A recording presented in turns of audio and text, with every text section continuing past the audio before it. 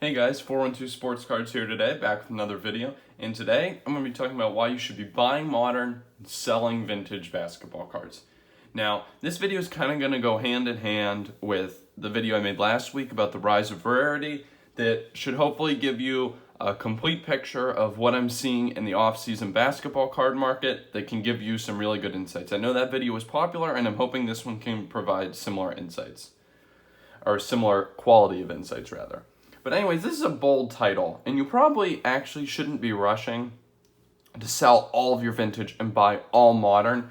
That's just a title that kind of is the most aggressive version of the strategy you can take. In stock market, that's like what hedge funds would do. They would sell all of what they think is going to underperform and use the funds from that to buy all what they think is going to outperform. So that's the most aggressive form of the strategy. But yeah, anyways, let's just get right into my main points. I got three kind of driving pieces of this video for you today. Point one, something we're all pretty familiar with.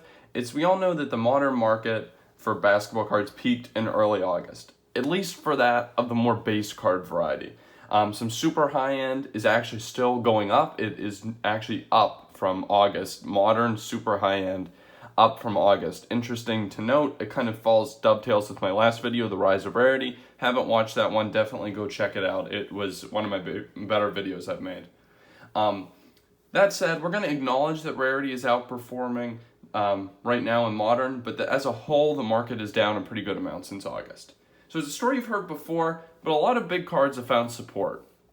That means that as the prices have fallen, they've fallen to a level where the sales are staying steady. They're no longer falling. They've reached this kind of level where they've leveled off. They're just staying flat over time, which is generally a pretty good thing to see going from a period of falling prices.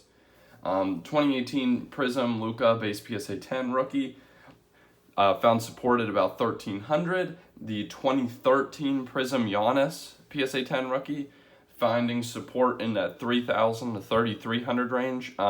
Not as precise just because of the fact that it's a little more rare. It's a little harder to find, so sometimes you get people paying a little bit of a premium just to get it in hand because they're not quite as liquid as the Luka, which there are like 13,000 copies of. That's a story for another time about how high that pop is. But in general, this support level should be a huge sign of confidence for investors. Now, you're kind of going to need to look on a card-by-card basis, but these are kind of trendsetters in the modern market, and them finding support is a generally good sign. But we're still in the off-season. We're still not having a ton of NBA news going on, so the fact that they're no longer going down is definitely really positive. It means that the demand and the selling pressure are kind of leveling off, which is definitely good to see. Definitely a case for modern at the current moment. It looks like you're poised to make a run up as opposed to go down again. Point two, my main thesis for modern in the short run. Kind of burning through this a little faster than I thought, but modern in the short run feels like easy money, doesn't it?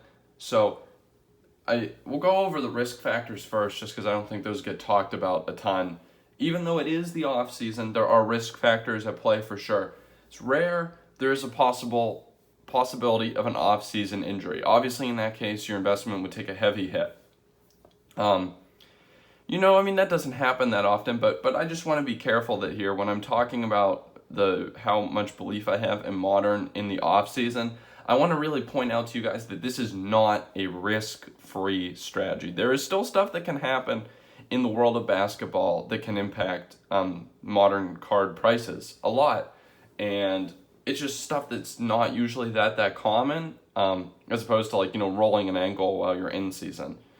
But anyways, so we got that possible off-season injury. Player could be traded or signed with a smaller market. I'm trying to think of a good example of this off the top of my head. Anthony Davis. This is a hypothetical, but Anthony Davis is he's opting out of a player option for next year with the expectation that he's going to re-sign for the Lakers. I think nobody has a shred of doubt in their mind that Anthony Davis is going to re-sign with the Lakers. But if it was in a different scenario, people with those player options, they might opt out and get signed by a team with a smaller market. That can definitely happen. I don't know if Paul George has a player option or not, but obviously if he left LA, his cards would probably take a hit as he moved to a smaller market. That's a general idea. That can happen. You kind of got to look at contract issues, though, or just being traded. Obviously could happen, too.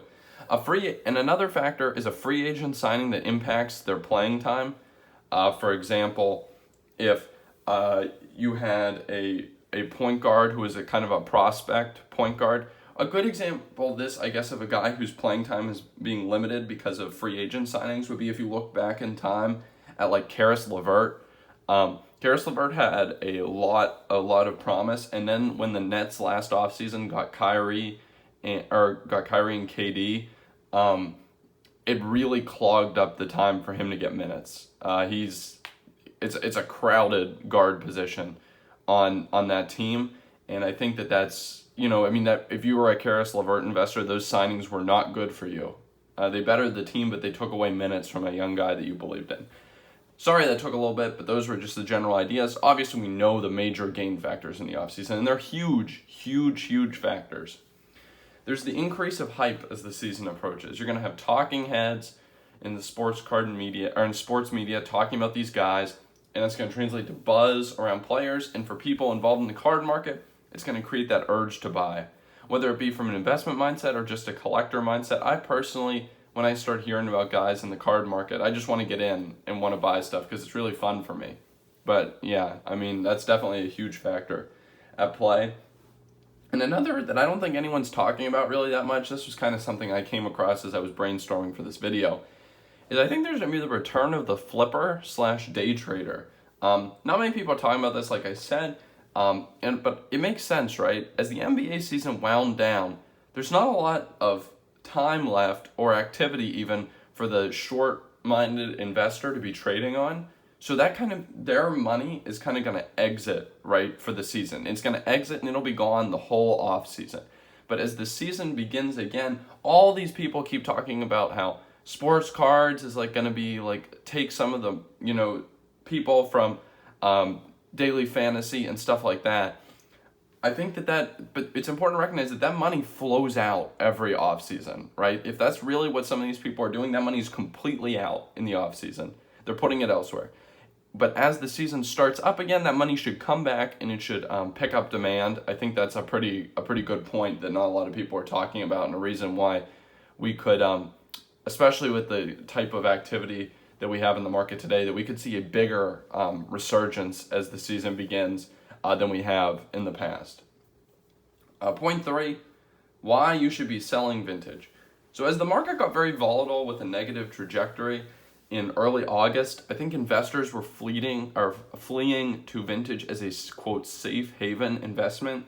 I kind of thought about it like this, how like when you have investors in stock or equity and bond markets, they flee to gold in times of volatility, right? And when you look at gold prices, the prices of gold hits all-time highs when the equity and bond markets are hitting their lows, right? It's a safe haven. People flee to it when they're scared, when the stock market's falling. I think people have been treating vintage like that right now, which I think it really accentuates the difference in the price movements. I think you've seen vintage kind of holding or going up while modern, especially lower quality modern, has just taken an enormous hit. And I think the fact they're moving in opposite directions is what's primed me for this buy modern and sell vintage to kind of fund it aggressive strategy to at least suggest. So, card number 1 here, this 1985 Nike promo Jordan. So this is the PSA 8. Obviously, you guys know this is one of my favorite cards I got. Made a mail day video for it. But it's dropped about 10% in the past 3 months, while the Giannis has dropped 50. For what it's worth, I don't want to bore you, but like the other lower end and lower quality players and more recent Prism sets have tanked even harder. Just a quick example, like Matisse Thybulle is down 60%, and there are guys who are lower quality than him. I'm talking about PSA 10 Prisms, rookies, but down like 60%, and there are guys who are lower quality than him who have tanked even harder. Once again, that idea that rarity, the flight to rarity. But anyways, don't want to beat a dead horse on that. The fact that this has dropped 10% while a lot of the broader modern market has been hit harder is definitely a sign that it's outperformed. It's proof that it's outperformed. And just like in stocks, sometimes, even outperforming in a falling market isn't a bad thing. And it's definitely a sign that people have been, paying a lot more attention to vintage than they have to modern in terms of where they're putting their money. A better example, the 86 Fleer Jordan. Some might argue it's not vintage, but I think as far as people consider older basketball cards, this is the crown jewel and the trendsetter for the rest of that older basketball card market. PSA 7, gone from, and I'm talking past 3 months for all this stuff, gone from 3250 to 4,000, so that's about a 23% gain, which is very good, especially when you look at, once again, what Giannis and other players are doing, just absolutely being destroyed.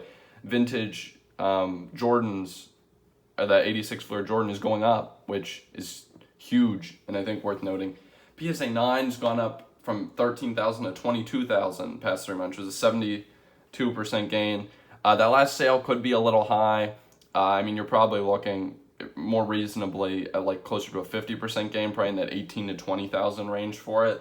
But still, I think it shows that vintage is definitely it's not only outperforming, but often has grown in the last 3 months while modern has taken a hit.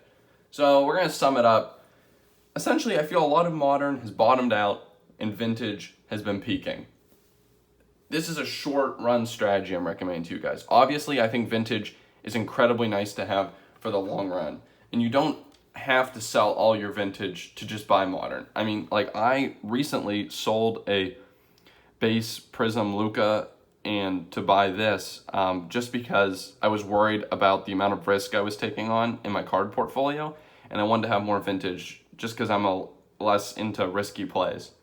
That doesn't mean that I don't have conviction in like the play that I brought you today, but I just personally am more risk adverse, and I just enjoyed this card more. So it was just fun for me when I bought this. If I was more just into, brute force, making the best trades to make the most money, I would not have bought this at the present time and sold that Luka. But I guess what this boils down to is do whatever you want with this information, whatever works best for you. Just be aware of the fact vintage is peaking, modern seems bottomed out. How do you want to adjust your card activity with that, knowing that the market should likely be coming back strong as the season nears? Anyways, I hope you all enjoyed this video, and like, comment, and subscribe if you don't mind, and I'll catch you next time.